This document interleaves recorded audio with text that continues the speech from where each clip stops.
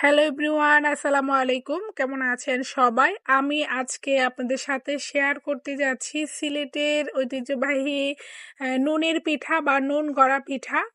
অনেকে দেখা যায় মিষ্টি জাতীয় খাবার পছন্দ করে না, বিকালে চায়ের সাথে একদম পারফেক্ট একটা পিঠা রেসিপি আমি আজকে আপনাদের সাথে শেয়ার করব। তার আগে বলে নিচ্ছি, আমার চ্যানেলটাকে যারা সাবস্ক্রাইব করেছেন তাদেরকে অসংখ্য ধন্যবাদ। ভিডিওটি ভালো লাগলে একটা লাইক দিয়ে যাবেন, আর এখনও যারা সাবস্ক্রাইব করেননি দেখতে থাকুন, কোনো একদিন হয়তো বা আমার ভিডিওগুলো ভালো লেগে যেতেও পারে। তো চলুন যাই আমি কিভাবে পিঠাটা তৈরি করে নিই দেখিয়ে নেওয়া যাক। আমি পিঠাটা বানানোর জন্য এখানে 1 লিটার পরিমাণ পানি চুলায় বসিয়ে দিলাম। পানিটা বলক চলে আসলে এর মধ্যে আমি 1.5 চা চামচের মতো লবণ দিয়ে দিলাম। আমি এর মধ্যে 1/2 কাপ পেঁয়াজ পেস্ট, সাথে আমি 4টা কাঁচামরিচ দিয়েছি। জালটা যার যার পছন্দ মতো দিয়ে দিবেন। আমি 1 টেবিল চামচ আদা রসুন পেস্ট দিয়ে দিলাম এখানে। আমি এর সাথে 1/2 চা চামচের মতো মরিচের গুঁড়া দিয়ে দিলাম। 1/2 চা চামচ হলুদের গুঁড়া। ঝালটা অবশ্যই যার যার পছন্দ মতো ব্যবহার করবেন।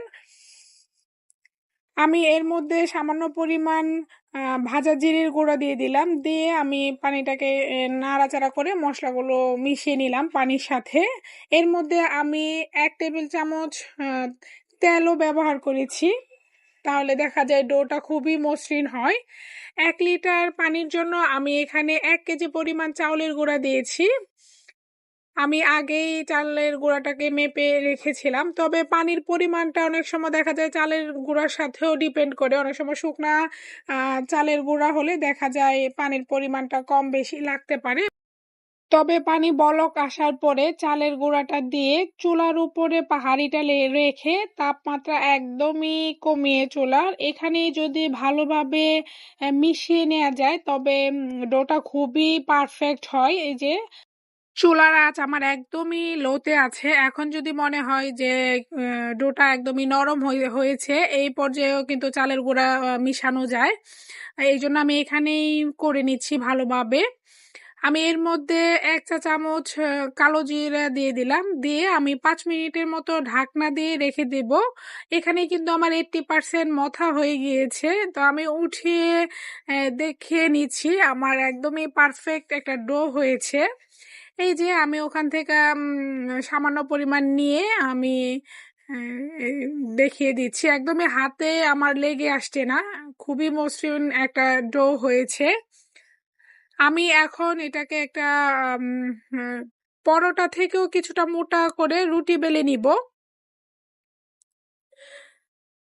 আমি পিঠাটা তৈরি করতে গিয়ে খেয়াল করলাম ডোটা যত ভালোভাবে মথে নেওয়া যাবে পিঠাটা একদমই পারফেক্ট ফুলে ওঠে। আমি ভালোভাবে এটাকে মথে নিয়ে আমি একটা বড় সাইজের রুটি করে নিব। বড় সাইজের রুটিটা করে নিলে দেখা যায় খুবই দ্রুত তৈরি করা যায়। আমি 1 কেজি চালের গুঁড়া দিয়ে খুবই অল্প সময়ে পিঠাগুলো তৈরি করে নিয়েছি। খেতে যেমন সুস্বাদু, তৈরি করতেও খুবই কম সময় লাগে। আমি একটা কুকি কাটার ব্যবহার করছি। কেউ চাইলে স্টিলের গ্লাস বা কৌটার ক্যাপ দিয়েও আপনারা তৈরি করে নিতে পারেন। আমি একইভাবে সবগুলো তৈরি করে নিয়েছি, পুরুত্বটাও দেখিয়ে দিলাম। আমি পিঠাগুলো তৈরি করে নিয়ে পাশে একটি চুলায় কড়াই বসিয়ে দিলাম। কড়াইতে পরিমাণ মতো তেল দিয়ে পিঠাগুলো এক এক করে ভেজে নিব। আমি কুকি কাটারের বিভিন্ন ডিজাইনের পিঠা তৈরি করে নিয়েছি। আমি যেহেতু সবগুলো পিঠা একসাথে দেখাতে পারিনি, তাই আমি সবগুলো পিঠাই যে আমি বিভিন্ন ধরনের তৈরি করেছি সেটা আমি ভাজার মধ্যেই দেখিয়ে দিচ্ছি। পিঠাগুলো দেখতেই পাচ্ছেন একদম ফুলে তেলের উপরে উঠে গিয়েছে।